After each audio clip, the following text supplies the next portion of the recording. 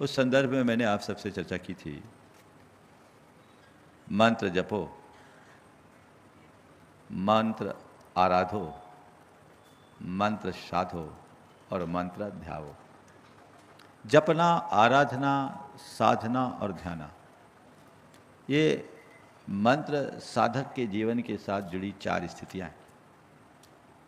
नमोकार महामंत्र के संदर्भ में मैंने कल आप सबसे काफ़ी सारी चर्चा की थी। यद्यपि नमोकार महामंत्र ऐसा मंत्र है जिस पर जितना कहा जाए उतना कम है, फिर भी सांकेतिक रूप में मैंने आप सबसे चर्चा की, जप, आराधना, मंत्र साधना हमारे जीवन के कल्याण का सबसे बड़ा आधार है।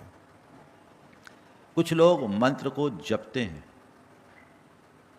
उन्हें परमेष्टि का वाचक मानकर, कुछ लोग मंत्र को आराधते हैं उसे हमारे सारे अशुभ अमंगल के निवारण का आधार मानकर, और कुछ लोग मंत्र साधते हैं द्वादशांग का सार मानकर, और कुछ लोग मंत्र को ध्याते हैं मुक्ति का आधार मानकर। पाप का विनाशक है, विघ्न का निवारक है, द्वादशांग का सार है, मुक्ति का आधार है। अब हम पर है कि हम मंत्र को किस रूप में ले रहे हैं। आप देखिए, आप मंत्र जपते हो या मंत्र को जीते हो। 2 तरह के लोग हैं, मंत्र जपी और मंत्र जीवी।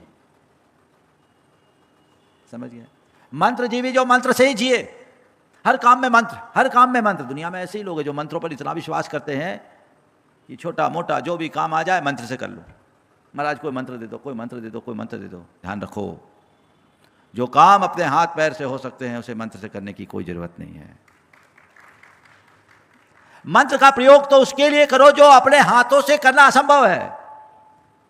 दुनियादारी, गोरख धंधा, व्यापार व्यवसाय और लोक जीवन के जितने भी साधन हैं वो सब तुम्हें अपने पुरुषार्थ से करने की आवश्यकता है। पता है हम कौन से युग में जी रहे हैं? ये कौन सा युग है? कर्म भूमि का युग है। कौन सा युग है? कर्म भूमि का मतलब क्या होता है?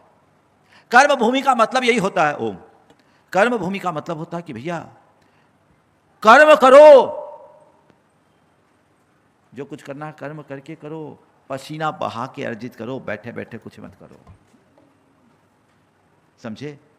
तो मंत्र के आश्रित होकर संसार मत चलाओ, मंत्र का आश्रय लेकर परमार्थ में आगे बढ़ो। ओ जाप, जाप किसको बोलते हैं? 2 शब्द से जाप शब्द बनता है। ज और प से जब बना। ज से जन्म, प से पाप।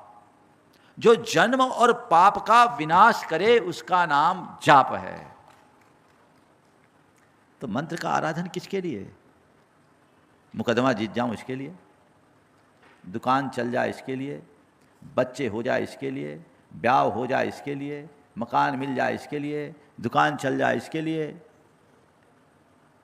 ये मंत्र आराधन का वास्तविक उद्देश्य नहीं है। मंत्र की आराधना करो किस लिए? मुक्ति मिल जाए इसलिए, संसार मिट जाए इसलिए मंत्र की आराधना इसलिए मत करो कि मेरी इच्छा की पूर्ति हो जाए। मंत्र की आराधना इसलिए करो कि मुझे इच्छा से मुक्ति मिल जाए। ये मंत्र आराधन, मंत्र साधन का मूल ध्येय और लक्ष्य होना चाहिए।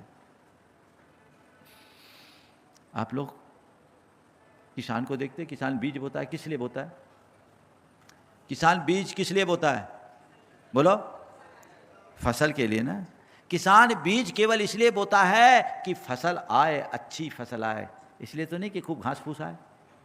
तो मैं भी आपसे इतना ही कहना चाहता हूं, नमोकार का बीज इसलिए बो कि मुक्ति की फसल आ जाए। सांसारिक वैभव के घास फूस तो अनायास आते हैं, वो दृष्टि में नहीं रहना चाहिए। दृष्टि उत्तम और विराट होनी चाहिए। जब अंतर मन में वैसी दृष्टि उद्घाटित हो जाती है तो जीवन का काया पलट होता है।